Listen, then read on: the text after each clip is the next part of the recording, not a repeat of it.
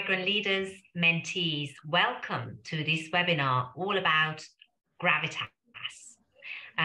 I remember that when I was at EY, there was a course that they did on power and influence.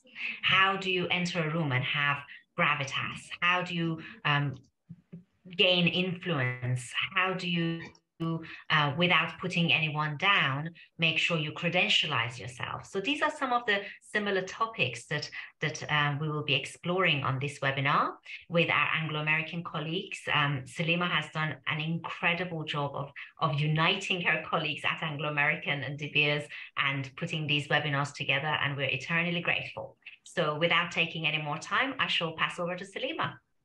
Thank you, Elam, and thank you, migrant leaders. And thank you, and more importantly, all of you guys for joining today on a Friday evening at 7 o'clock. And also, if you're watching this on the recording, I hope you find the next session really quite interesting and insightful. I want to introduce a wonderful colleague of mine, Amrita. Amrita is another colleague who I arm twisted, rugby tackled in a safe way in the corridors, begged her to help me. Actually, I didn't, because I think what migrant leaders does is quite amazing. So Amrita's going to talk us today around, as we talked about, gravitas, how to influence people. And I think what you'll get from Amrita is very much a sense of how practical it is, what you can do, and also get a sense of the resources available to you. With that, Amrita, I'm going to hand over to yourself. Great. Thanks so much, Salima. Honestly, it's such an honor to be here, and it's such a great topic, gravitas. And I think, it's an interesting one also because I didn't actually know what it was until about 3 years ago. So it's a great one to talk about, I think. So hi, everyone. My name is Amrita Morali. I work at Anglo-American with Salima. I look after learning and development for our headquarter functions.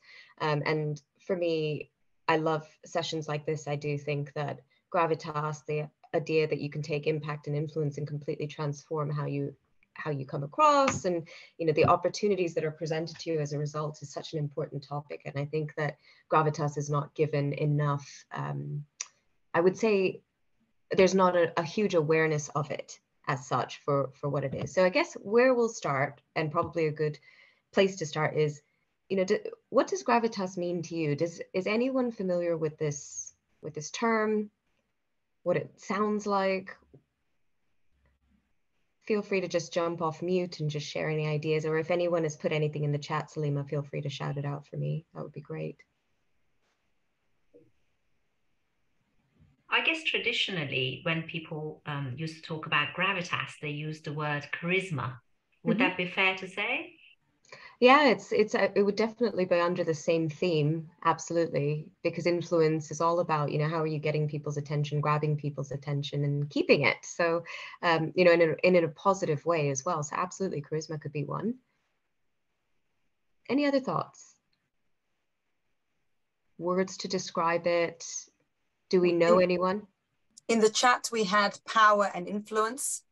Yeah, great. Absolutely. It's interesting that you've said power, because and we'll come on to that as well, about power and the use of power as well. But influence certainly is one of the key ingredients you'll see of gravitas. But let's just jump straight into the actual definition. So when we describe gravitas, we say there's something about someone that really stands out. So if we say a certain substance or depth of their personality that inspires two key words: respect and trust. So we'll come on to these words as well. You'll see them all the time. And actually another one is authenticity, that you'll see run through this presentation quite a bit. So gravitas is the ability to influence people through persuasion and convincing others to adopt your specific course of action. So it's a specific course of action, but it's something that you were trying to drive.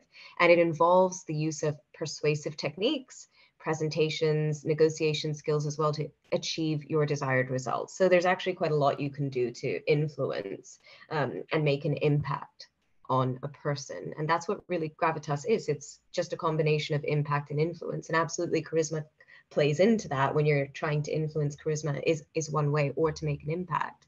But gravitas is really largely about making an impact and how you influence people. So I think this is quite a fun game. We want to say gravitas or no gravitas. Does James Bond have gravitas? Yes or no? And can we think of an example of how it's demonstrated in the movies? I'm going to be cheeky and say it depends who's the actor, but that's another matter. Yeah, that's so true. And it depends on if you like that actor. Rita, it's probably something around, look, you cannot get away with it. He has style, okay, whatever you may think. There is definitely something about style, but on a serious point, there is something around determination, something about being very focused on the job in hand, you know, challenging the status quo, but in really quite interesting ways. And let's face it, he always has the fanciest gadgets as well. So I'm being a little bit flippant there, but you know, there is something about the total package, and there are some elements that sort of come out in particular. I'd be interested in others. I'm glad that you put James Bond up, because there's an intergenerational point to make. Do we think that what is considered gravitas needs to be updated for the new generation? Because James Bond, if you ask different generations, people may or may not find the character influential or charismatic. Are there differences in what is considered influential or charismatic across different generations?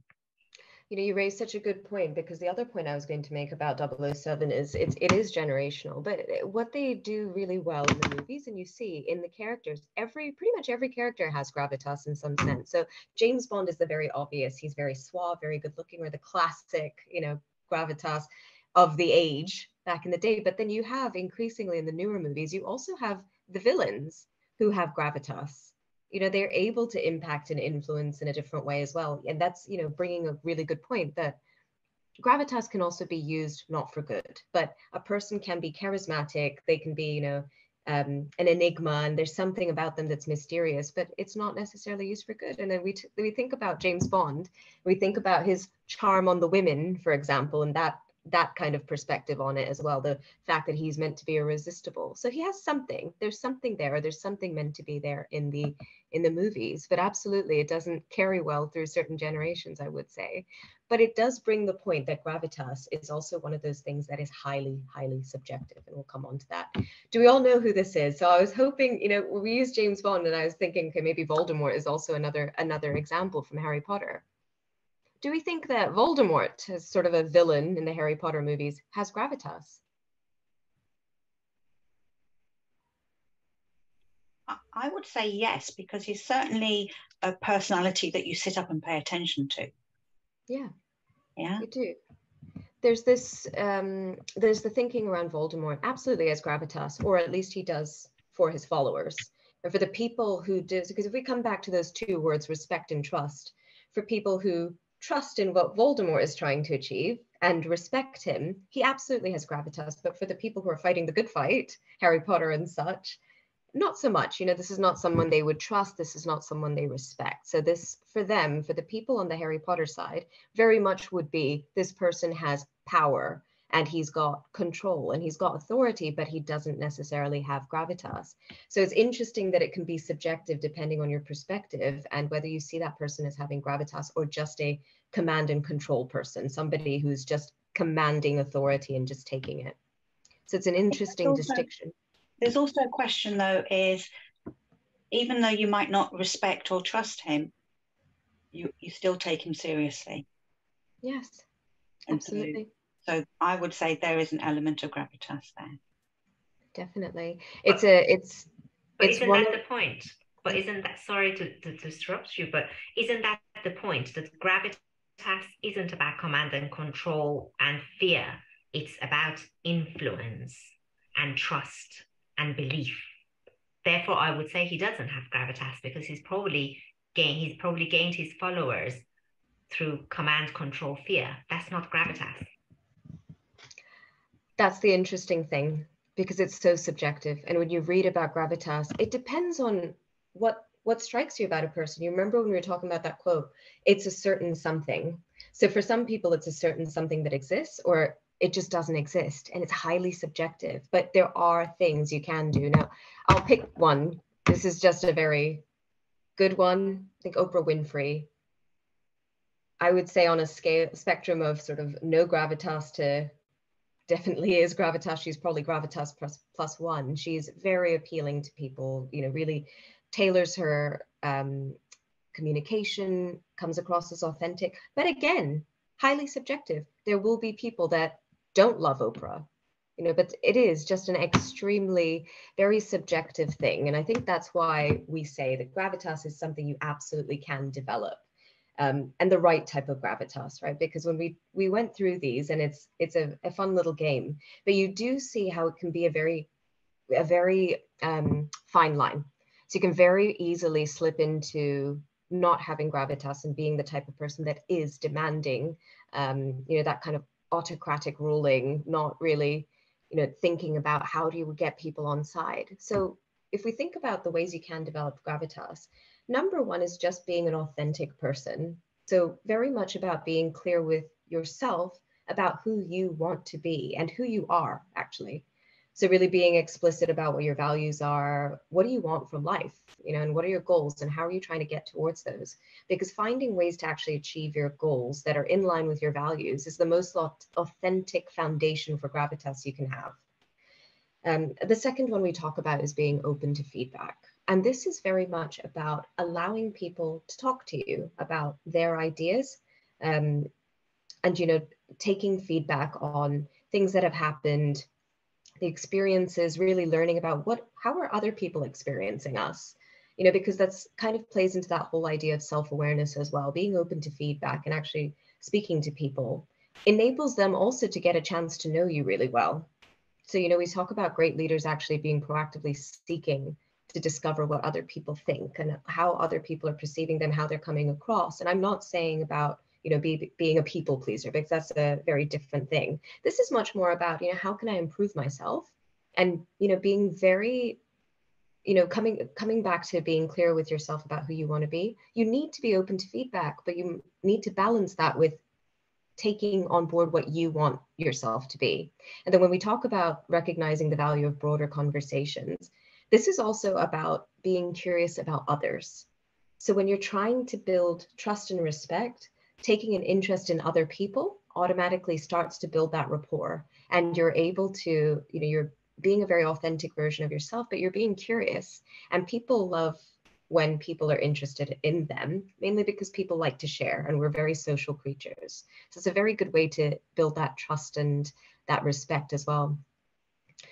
This fourth one is actually one of my favorites, because I hear it so often about needing more confidence. So, gravitas, to truly have it, you need to be confident. That's actually really not true, because, confidence is a self-fulfilling prophecy, in the sense of saying to yourself, I need more confidence, automatically beats you down a bit. But if you're being authentic and you're open to feedback and you're having good conversations, that is confidence. That is displaying confidence.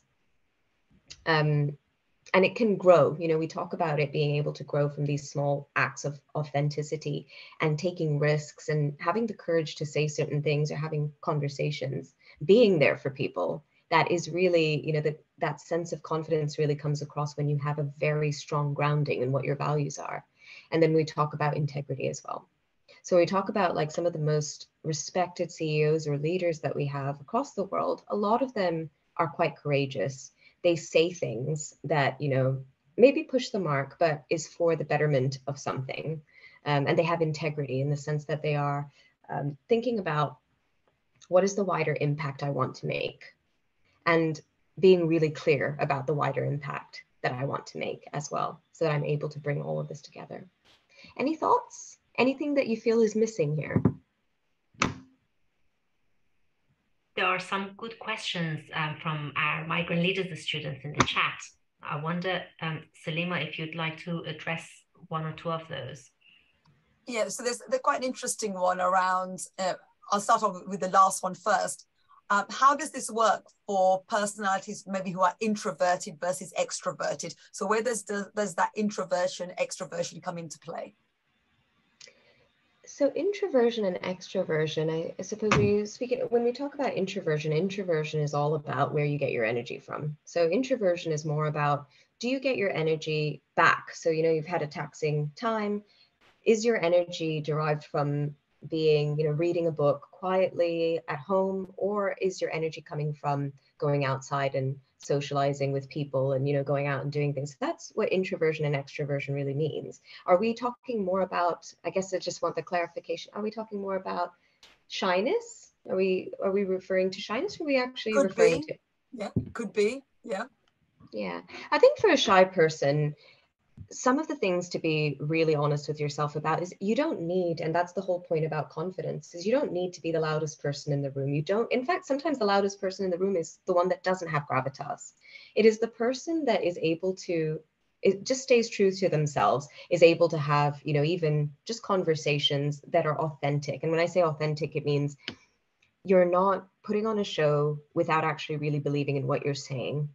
The whole strength of foundation that comes from gravitas is really just being really clear to yourself about who you are and what you want out of life. And you don't need to be the loudest person in the room for that. So being shy is absolutely fine. It's, you can approach it in different ways, and we'll come on to this in a few slides, that you can actually be extremely impactful and have a lot of influence just on one-to-one relationships. And, you know, a lot of people choose to do it that way. You know, you might not want to go into a room and network with 50 people. You might just want to speak to one person at a time. But we'll come on to that. Absolutely, there are ways to do that, even if you are a bit shy, to work on that. Amrita, there's another question I'll ask you now before we move on, which is a great one. What is the difference between gravitas and manipulation? So I think that is really well touching on the conversation we were having earlier. Gravitas, again, and you know, we keep coming back to this, and apologies, I know I'm using this word a lot, it's all about authenticity. Whereas manipulation, you could argue, is not a particularly authentic way to get a means to an end. Manipulation is all about saying the right thing to get the outcome you want, as opposed to gravitas, which is fully grounded in that authenticity, to, you know, really knowing what you're talking about, doing your research, having conversations with people, really using the information around you to guide what you're suggesting or what you're saying, what you're trying to persuade people towards. And also simultaneously that guides your thinking too. Whereas manipulation is, you've decided you want something in a certain way, and then you're going to say all of the right things that you don't necessarily always believe yourself. And it may not be grounded in any kind of conversation that you've had. And it may not be grounded on factually accurate information. It's just something that it's a position you want to drive. And I would say that manipulation is less grounded in authenticity. It's more grounded in means to an end, if that makes sense. Thank you. Amrita, we've got a few more questions, but can I suggest you carry on, because I suspect some of those questions might be answered by your next section. Absolutely. Good. So if we think about persuasion, persuasion is one of the things that Gravitas can help with. So if we're trying to get people on side for anything, it could be, you know, an interview, anything from an interview to a project idea or plan that you want to run through. Persuasion is such a good skill, but persuasion is far more effective when you are able to influence people and you have that impact. So some very major part of being able to persuade successfully is to actually know what you're talking about.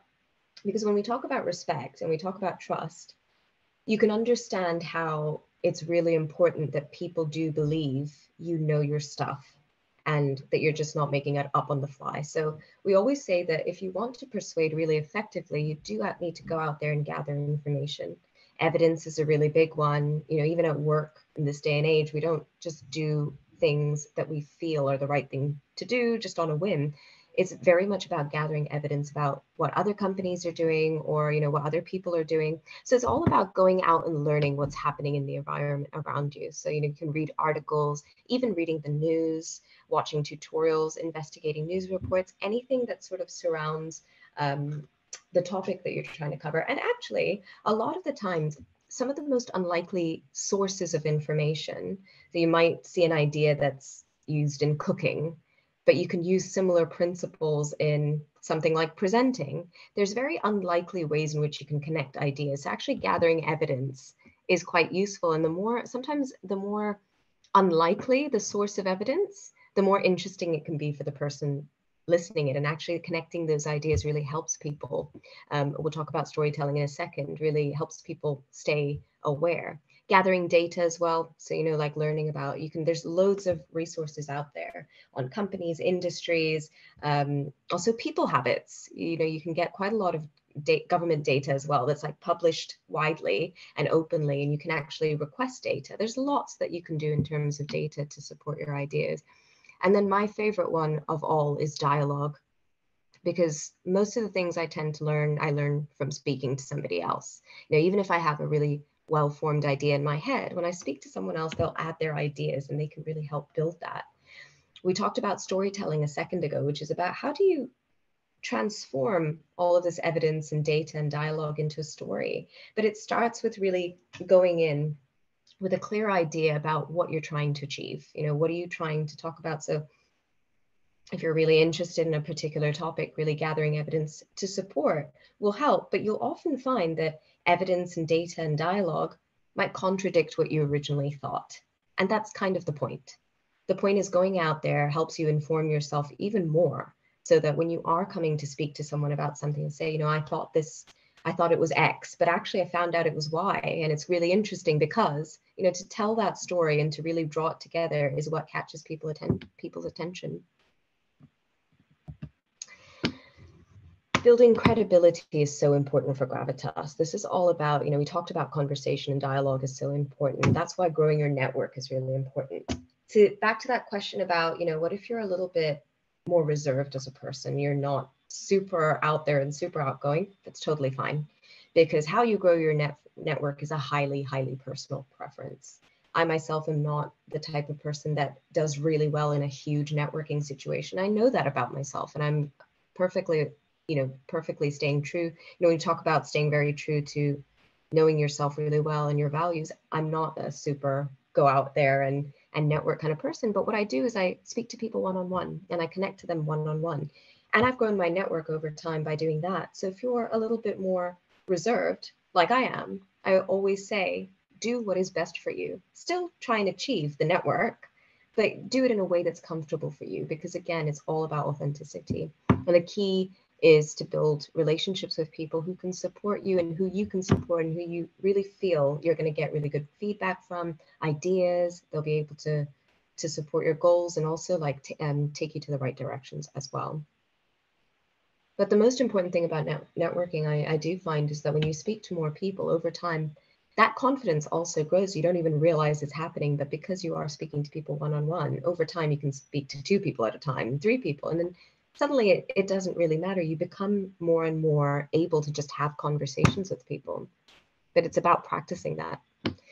We talk about when you're building credibility, staying true to your commitment. So if you're saying you're going to do something, definitely do it. And if you can't do it, you know, it's completely normal to say, well, actually timelines have changed and I can't do it. But you need to have an honest conversation with the person you're committing to in advance, so that you can negotiate an alternative timeline. That's really how you build that trust piece. So rather than just saying at the last minute, I can't do it, which damages trust, really does, become reliable. And reliability doesn't just mean you're always delivering when you said. Reliability is about delivering, but then, you know, where you have to actually saying, do you know what, I'm so sorry, in 2 weeks you've asked me to do this thing and I won't be able to do it because of then. Can we move it? Is there room to move it? People really respect that. People really respect the honesty of that. So, you know, really think about, how do you stay true to your commitments? And if you can't, how are you honest about that?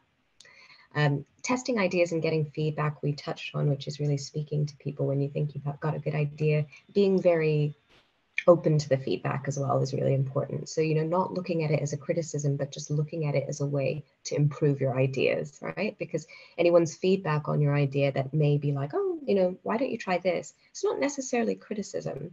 It's another idea. So, you know, just exploring and getting into the mindset that feedback isn't a bad thing. It's actually, it's very good to seek out feedback, because you can then, your ideas are just improved and they stand out even more. And in gathering feedback, you have buy-in from the people whose feedback you've taken as well. We see that conversation, we always see be yourself, but I would just say be the best version of yourself, right? Because if I think about some of the things that I'm best at, they don't always come out when I'm just, just on a normal day. I have to really think about it. I have to consciously put an effort into it as well. So have faith in yourself and what you're capable of. That's the most thing, and do your very best. Do we have any questions so far? I don't know, Salima, if it's worth me pausing, just conscious I don't want to zip through this. If there are any good ideas, any questions? There is one around how you build the skill, but I think there's a section at the end where you talk about some skills. But there is one here around, is there an end to building Gravitas, or is it something that you continuously work on? Absolutely continuously work on it. Just like pretty much any skill in your life, a skill, there's no skill on earth, I think, where you've done everything and that's it, you know it all, because everything changes all the time. Even skills that are things like, Microsoft Excel always changes. So you'll always have something to learn. Just like that, the nature of Gravitas changes. People's preferences change. Your preferences change. So over time, you will always be continuing to grow Gravitas. And I think that's part of the appeal of any skill, is that it's a constant learning experience. You spend time continuing to shape that. Absolutely, it's a continuous journey. Great. Great. So touching a little bit on the importance of a mentor as well. Mentorships are really a safe space to test ideas. So, talk about networking, getting feedback. A mentor is someone who will actually, run you through your idea and coach and mentor you through those ideas to help you enhance the best parts about you. A mentor can also help you grow your network as well by connecting you with others and help you uncover, as a result, a lot of new opportunities that you may otherwise not have been able to connect to. So have you thought about getting a mentor? And I think this is a really good time just to touch on the pre-mentoring program course to help you get ready for the Migrant Leaders Mentorship Program. I don't know if any of the team want to actually talk a little bit about that before we move on. I could do that. Really, it's about just reminding you about our expectations of you being part of our program, and also what you can expect from us through our program. It reminds you about the different streams that we have to provide you with help and eventually a mentor. There's also an element about that's designed to help you think about your presence on social media and building your personal brand. And a good point to note there is that people will do research on you. If you're looking for a role or a job, any sort of position, these days, people can do research on you in social media. It's not something that some of us that are older had to suffer when we were your age, but it's a permanent presence in your life now. And the last element of it is about how to create the best impression of yourself, how to leave the best impression of yourself, so that it actually is the starting point, is the springboard for this kind of presentation on gravitas and influence, because it, as Amrita had already says, it's a skill you develop. So you can start off small, thinking about the small things, thinking about operating in a smaller environment. But as you develop yourself, as you develop your career, you need to maybe start enhancing your impact. And this sort of conversation about Gravitas will help you do that. So I hope people will complete the pre-mentoring program and also join us on our live webinars, which is the final module of the pre-mentoring program, where you have an opportunity to hear from people who have been through our program, so you can hear from their direct experience and also ask questions and connect with other mentees. So again, it's a little bit about networking too. Okay. Thank you. Thanks, Amrita. Super. Before I jump straight into making a meaningful impact and different ways of doing that, I think that point I just want to bring out is such a good one about social media, because I think social media is the perfect cross. It kind of shows best sides of yourself. And sometimes, depending on what we're saying on social media, can show the worst sides of ourselves as well. And it's really important to think about the presence that you do have digitally, because it's a great point that it's absolutely all searchable, and it's really important that you put your best foot forward at all times and just be mindful that you can still be the best version of yourself and be an authentic version of yourself, and still be, you know, I would say, you know, like being really careful about words you use, language you use, and, you know, what you're trying to put out there and put into the environment, because that really is what Gravitas is all about. Gravitas, at the end of the day, it's not who you are, it's what you put out there. And, you know, you put as much as you can an authentic version of yourself, but there's a good way to do that still that is respectful, and that can build trust, as opposed to, you know, be very abrasive and hard to relate to. So if we think about the different ways you can make a meaningful impact, telephone etiquette is one. So I think these are, you know, like when we think about when we're interacting with people, the way we communicate with people, telephone communication, the very bare minimum is answer the phone with a very polite greeting and your first name. And so you don't have to divulge too much. I wouldn't, you know, put your last name just in case you don't know who's on the other end of the line, but absolutely say, hi there, I'm Retha speaking, that kind of thing, you know, so that immediately people know that you are ready for a phone call and you know, you've just introduced yourself and they're ready to speak to you. And I would always say that find somewhere quiet to speak if you're having a conversation on the phone, because it just shows a little bit of respect to the other person on the other end of the line. And even if you can't find somewhere quiet to speak, just say that, you know what, I'm really, really sorry. I can't find anywhere to speak. I'm just going to give you a ring right back. I'll find somewhere quiet and I'll call you, because that is also extremely respectful and, you know, taking time to say to the other person, this conversation means something to me. Don't be afraid also to ask the person to call you back if for whatever reason you're having phone connectivity issues, and just say, I'm so sorry, would you mind just calling me back in 10 minutes? And then when you're on the phone, try to use level and energy when you're speaking to someone. It's a very small thing, but just taking a different tone of voice, or, you know, raising the level of your speaking shows energy. And I think this one is one that Selena said, which is such a good point. It's if you smile while you're on the phone in the absence of any other body language, that really comes across in your conversation. Because if you were to have a conversation with somebody, and even now, if you close your eyes and listen to me, you can probably tell the difference that when I'm smiling and when I'm not, and when I'm just speaking in a, you know, like not smiling at all. You can probably tell. So, you know, try that with one of your friends or family, but it's quite a funny thing. You can actually tell when someone's smiling on the phone. For important phone conversations, we say schedule those telephone appointments in your calendar so you get a reminder, so that you can answer the phone exactly as we said, sounding prepared. It's fine to be nervous on a phone call as well. It's quite a natural thing, actually. But be open and be really humble about that. Just be really honest about it. And just say, oh, I'm so sorry. Like I'm feeling a bit nervous today. Just be honest about it. And try to be as succinct as possible. So whenever you can, if you feel like you're losing your trail of thought, take a breath or take a sip of water. And don't be afraid to ask a confirming question as well when you finish speaking, just to say, do you feel that answered the question? Can I elaborate a little bit more for you? Those questions are really good for confirming that you're in the right direction as well. Always end your phone conversation on a high. Make a joke, ask a question, show interest as well. Thank the person for their time. And it's really good when you are able to, you know, you've had an important phone conversation. It could be an interview. It could be a project that you're working on, but it's always quite nice to follow up a phone conversation with an email just to thank people for their time. And what about email etiquette? This is one that I think I'm constantly learning new ways or new and different ways to be polite on email, but also to get my point across more effectively. And I've actually included a couple of links in here, so we can share those with you too at the end. But, you know, of professional greetings and also ways to sign off in a professional way. So also kind regards, different between yours sincerely, kind regards, and so on.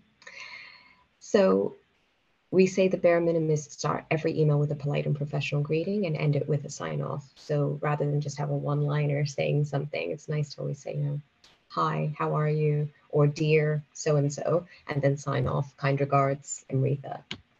So address people correctly at the start as well. Their name is really important. So rather than just saying hello or hi, it's nice to actually use people's names. It registers really well with them. Structure your emails as well. So know what you want to say ahead of time and just make sure that you're structuring it so you've got almost a start, middle, and an end. The introduction might just be a little bit of context, or in, you know, sometimes we do also read that sometimes it's nice to say my email is about, and very directly saying this is what my email is about, or I'm reaching out to you because, and then you do the ask in the middle, and then you kind of state timelines or thank person. But there's a really good way to structure emails, and we've included some of those resources for you. If you are emailing back as a response to an email, it's really good to confirm or reconfirm a conversation you might have had, or take actions, and then signpost where necessary as well, the actions that you have already taken. Always proofread your email before hitting send. I think the things I proofread the most are the spelling of people's names, and just also the body of the text, what I'm asking them, just to make sure it's extremely clear what I'm asking for, what I'm saying. But I do find a lot of the time I notice that when people send emails, you get people who misspell people's names, and it's the very basic thing to get right when you're actually using an email. It's the first thing a person will notice when they receive it. This person has spelled my name wrong. So, just proofread your emails and make sure. For important emails, thank the sender for their email, thanks for reaching out, or great to hear from you, that kind of thing. So it's a little bit of a warm, polite, and friendly gesture as well to say. Attention to detail as well. So when you are responding to email, make sure you're actually responding to what they're asking for. There's a great article that talks about it's sometimes nice to have to be typing your reply at the same time that you're reading, because you read one line and then you respond to that line if there's something to respond to. Then you read the next line, then you respond to it. And then before you know it, you've responded to everything. But it's actually quite a good way to make sure that you are actually responding to your emails. Don't be afraid to ask for clarification. So where you're unsure about what they're asking, don't be afraid to actually go back and say, I would love it if you could help me just understand what exactly I need to be doing here, or I'm afraid I don't really understand what you're asking for. Could you please help clarify? And there's a polite way to do that too. And if you don't have the answer then and there, there's nothing wrong with saying, I'm going to just do a little bit of digging and I'm going to come back to you. Rather than just saying, I don't know. It's always nice to show willing that you're going to go and try and find out as well. You can show commitment by ensuring you follow up with your sender as soon as possible. So if they've asked for something, it's really good to just keep it at the back of your mind, make sure that you're coming back to them. I would say no longer than, depending on what it is, particularly for things like interviews, no longer than sort of a day later. I think a day later begins to push it. I think it's really good to start already going into a response, maybe 12 hours later or so. I touched very lightly on showing curiosity and willing, even in the email scenario about going out and finding out when you don't know. It really does show commitment, and it is really important. So we talk about, read the fine print as well. So what are you really asking for? What do you really know, need to know? And then also be receptive to feedback, because the bare minimum as well is to do any recommended preparation. So when you are looking at things like emails or you're having a conversation, it's important to be prepared. And, sometimes you'll get tips on what to prepare for. Take the tips, read the fine print. And then, when you are having a conversation, be receptive to feedback, share what you know as well, and then seek other opportunities and participate. So if you want to learn more, and you want to be a more well-rounded person, make sure you are taking opportunities to do that. Just like we were saying about mentoring as well. So if you have sessions, courses, if there's interview preparation guidance, or there's any kind of online in-person events like this one, try and attend, because you'll be surprised what you learn in those sessions or when you learn in those conversations. Reach out if you want to learn more. Contacting people that contacting program owners to ask them questions where you're unsure actually just shows that you're extremely curious, you're committed, you have drive, and you have ambition, and you want to know more. You really are. That is an authentic way of showcasing that you are interested. Do some research as well and stay curious. So what I always think sets someone apart is when you meet someone, they are very well versed in a specific topic that's quite random. And I always think that's really cool when someone's able to talk endlessly about something. But they just have that natural curiosity. You see the intelligence, you see how much effort goes into that. And I think that's always very impactful. For example, when you hear someone talk passionately about something that they've learned about or has taken the time to learn about. When you have important questions, when we talked earlier about, being curious about other people, that really is what this is about. Try to have questions prepared for important conversations, because that being inquisitive shows that interest and passion as well, and it feels very genuine. Normally it does. And so, what I would say is try to make it so that, we talked about the difference between manipulation and gravitas, and really try to become the type of person that is curious, that does want to know more, as opposed to just doing it because you think it's going to get you ahead. Because actually, it comes across when you do learning because you really genuinely want to know about it, the learning also sticks better. So really try to make sure that you are learning about things that interest you, and you are taking the angles that interest you as well. Thinking about the career you actually want to achieve helps as well. So when you're thinking about directionally, where do I want to be, that helps you kind of guide the type of learning you can do as well. There is no such thing as a stupid question. I have to say, like, over the years in my career, I have learned that it is best to really throw your hands up and say, I really don't know what that means. Can you please help me understand? Because chances are, and I think by and large, particularly in group settings, more often than not, I find that usually when you don't understand something, a lot of people don't understand it. So they'll all think you've done them a favor by asking the question. But ultimately, even if everybody else in the room does know what's going on, it is perfectly fine for you to put your hand up in the air and say, I actually don't know what's going on. Please, can you help me understand? Because everyone starts from a place of not knowing, is what I'll say. So once you ask the question, then you'll know. And I think bonus points is giving back. So share what you know with other people. That really just makes you approachable. It helps build that trust and respect, and it really does build credibility also when you do have knowledge and you're sharing that with other people.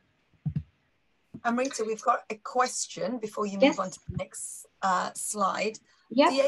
Diego, not Diego Henriquez, who's our colleague, the other Diego Cardoso. Would you like to maybe ask your questions online? Well, verbally online, I should say.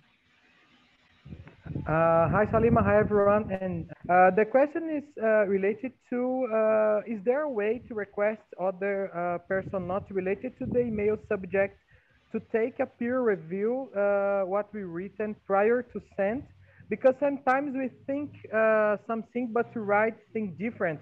And the communication mismatch may increase or make things harder related to email replies and so on. So we're saying, Diego, that to get someone else to proofread what you're sending?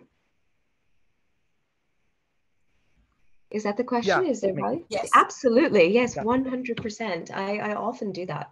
Actually, for really important emails, I do actually ask other people to read them first.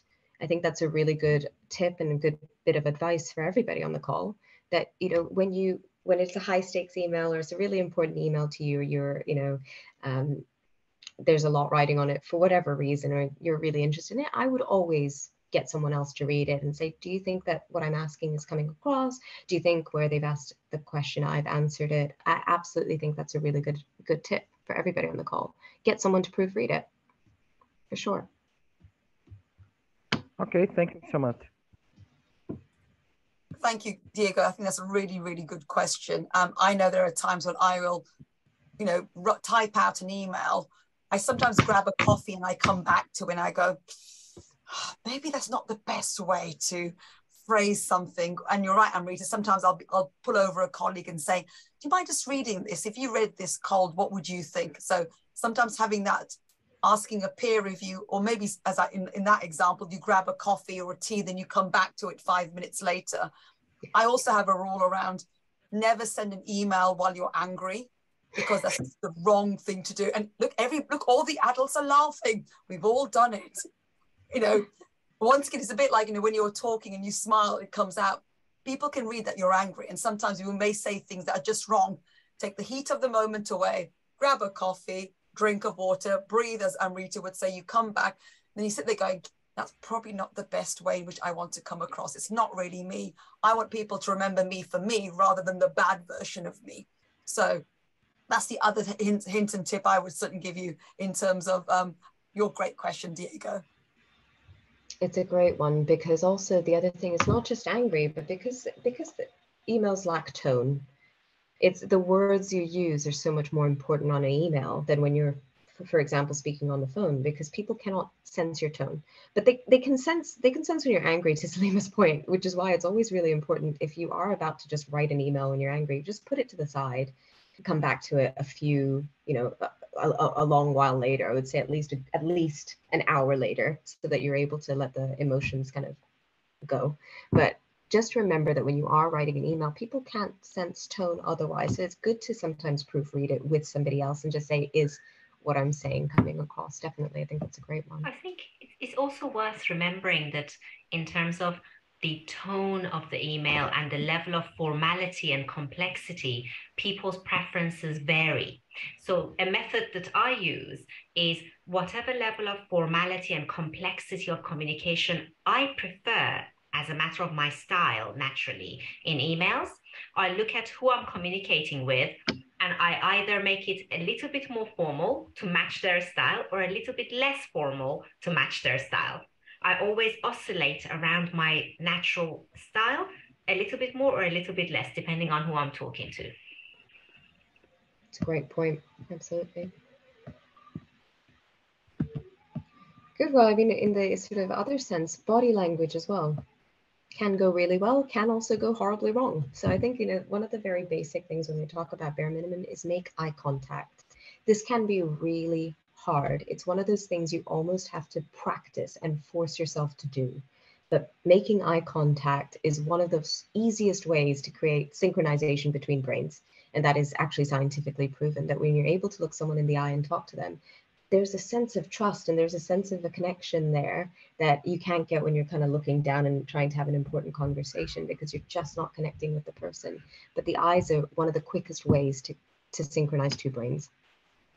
Maintain an open stance. So when you are speaking to someone, rather than having your arms folded like this, or, sitting like this, is a very closed positioning. It's often quite good to just, have your body just, open, hands to the sides if you can, if you need to practice that, but try to have an open stance where you're not covering, creating a barrier, if that makes sense, between you and the other person or the other people that you're speaking to.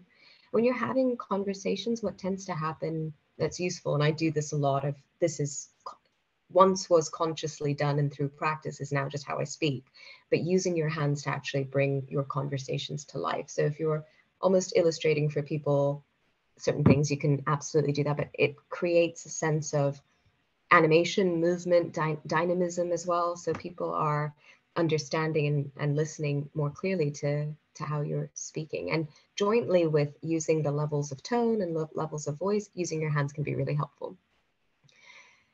I think smile is on every slide. Just if you can, smile all the time, or be neutral depending on the message. But I would say that in general, if you can, as we say, try to not put emotion into messages.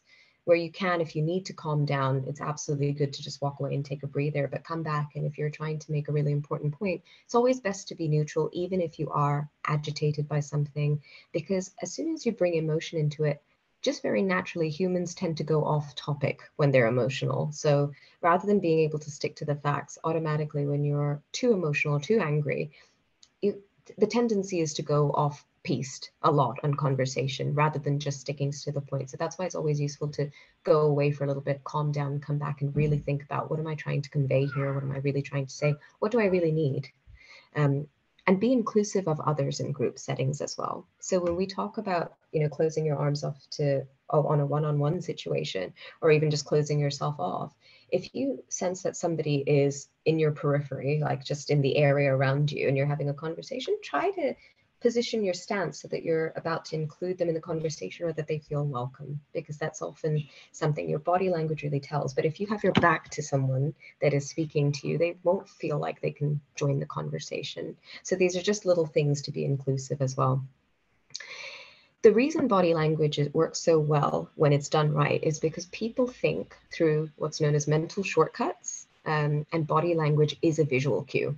Right. So, as I said, turning your back to someone is a visual cue that you're not interested in speaking to them. And it's very quick for the other person to think, okay, that person isn't interested, because their mental shortcut says, well, if their back is towards me, they're not actually really interested in speaking to me, which may not be the case. So just be very mindful of your positioning as well. As I say, face the person you're speaking to be inclusive, and breathe.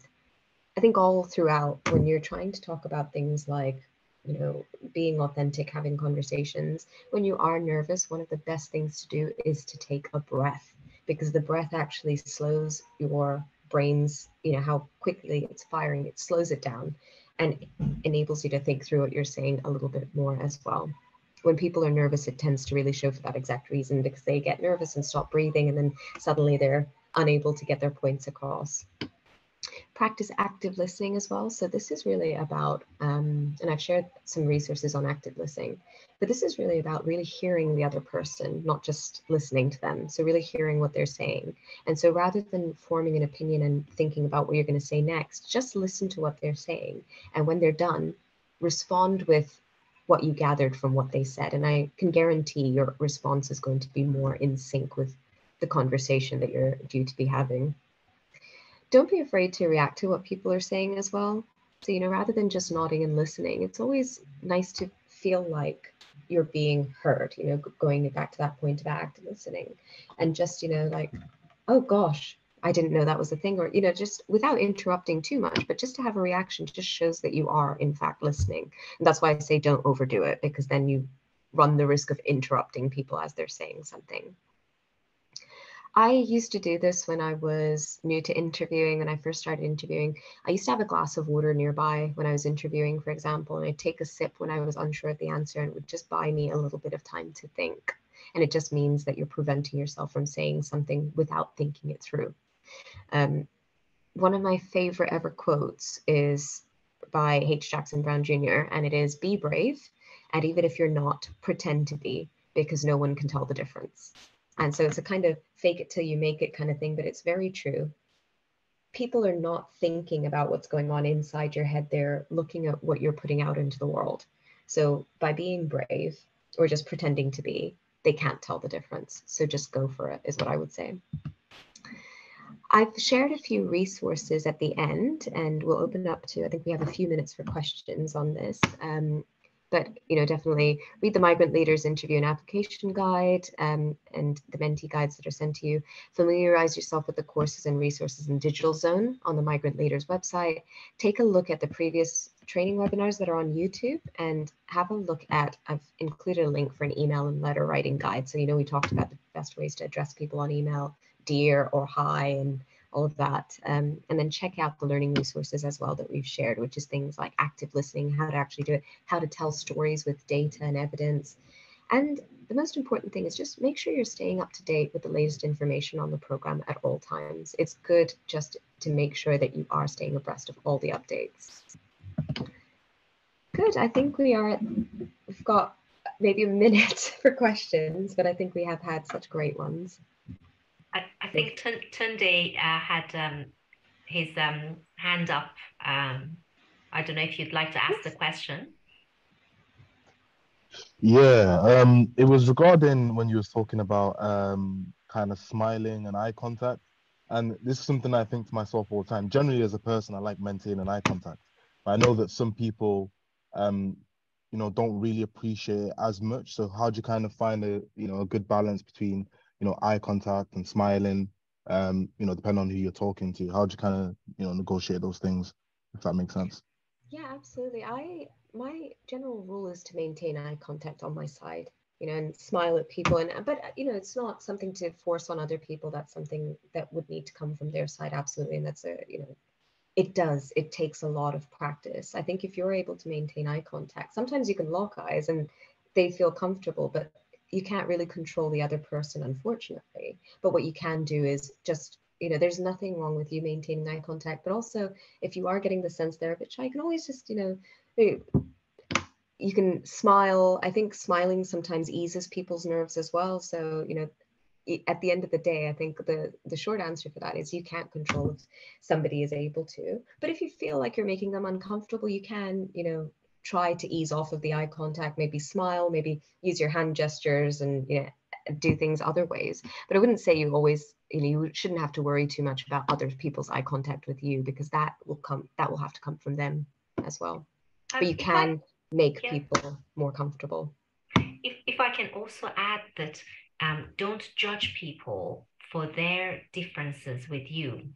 When I came from Iran some 30 years ago to the UK, in Iran, there were many circumstances where eye contact, particularly between a man and a woman in any setting, wasn't encouraged. It was even seen as impolite or aggressive. When I came to the UK, immediately everyone said to me, bus drivers, school, everyone said, you need to be polite and have eye contact. I thought, wow, suddenly eye contact is considered polite. I had to really reprogram myself. From that experience, I learned that I shouldn't judge others if they have different levels of comfort in terms of eye contact, and because it means different things to different cultures. It's a great point. And I would just add to that, if I may, there's a technique that you can use, which is mirroring. So if you find that the person isn't responding as you expect them to respond to you, then perhaps try and observe subtly, if you can, their reactions, and then try and mirror that. So, you know, if somebody's about to tell you a really sad story and you're smiling at them and making eye contact, that actually isn't going to be appropriate. So you need to kind of try and tune into that person. The other thing is, just to add to what Elham said, is cultural differences. One of my big bugbears, which is something that's been ingrained in me since a child, is seeing the bottom of people's shoes. And yet in this country, people will cross their legs and show you the bottom of their shoes. And it's actually, some people find that really offensive, and I get quite irritated by it. So it's just about, you know, being aware of things like that. Rosie, I'm laughing away because I'm exactly the same. I could see. Going, oh my, and my kids do it all the time to me. I sit there going, oh my gosh, please. And there's such a cultural context that comes into it. And I think it comes down to building rapport. Most people don't want to make other people uncomfortable. That's the thing. It is sometimes getting the cues, and maybe, you know, in this case, it's not eye contact. It's not staring. It's just having a soft eye about it. Maybe it's just looking away every so often. There's various different tools and techniques. Yeah. Two things I would say, just add to that, is sometimes side-by-side talking is quite good. So if you perhaps, you know, if it's a male-female and there's a cultural or religious thing, sometimes side-by-side where you're not necessarily having to face somebody. And that also works well with your teenagers, I found. And the other thing is, be aware of your legs in terms of body language as well, not just your hands and your face. Yes. Ozia, you and I need to have a coffee. Definitely. We have all our stories, so to speak. Anytime. I've got so many. One of my bugbears is when I interview people, candidates will sit opposite and they shake their legs. And I know it's because they're nervous, but they shake their legs, and then the table starts shaking. And I'm thinking, and you can see them sort of calm down. But it's like, oh God, no. A lot of times it's because they've crossed their legs and the legs up. If you put your feet on the ground, which is around grounding yourself, which comes back to that piece about body language and your stance, that particularly helps. So Tunde, great question. And from that really great question, you got a whole insight into all of our personalities as well. Great question. Yeah, no, that was really useful. Thank you. I didn't think about the kind of cultural, you know, aspects of that. That's a really, really good point. Thank you. Yeah, I think that's a really important one, actually, because if that's in the UK, right, making eye contact, of course you are in different parts of Asia. Very Western. Yeah, it's a Western thing. And I think, you know, for the context of this, we're talking about, you know, from my perspective, this is where my context is interviewing. You know, professional settings, it's good to make eye contact. But again, that is here in, you know, Western settings. It is really important to be mindful of where you are, who you're speaking to, and the purpose of your conversation, actually. Because if we're thinking about interviews in formal settings, yeah, absolutely, that works. But, you know, that whole thing about you never know how another person is feeling on a more personal level, maybe the eye contact thing, in that sense, that mirroring technique is a really useful one, just to see how the person is responding and trying to match that, or sitting side by side. But it really depends on the context, absolutely, and the person. Amrita, thank you very much. Elam, I'm going to hand over to you after I've said a very, very big thank you to Amrita for all the time and effort that you've put into putting this all together. You have a very heavy workload, and I realize there's probably an email or two that I haven't responded, so I haven't even followed your own advice that you've shared with me today. So a very, very big thank you from me to you. Thank you very much. Thank you. Thanks for having me. And a very big thank you to all of you who've joined. Love the questions, great questions. You can see by asking a really basic question that's maybe simple, a whole raft of different avenues open up. So thank you for your time, especially as it's a Friday and it's just after 8 o'clock. So Elam and Fawzia, over to you.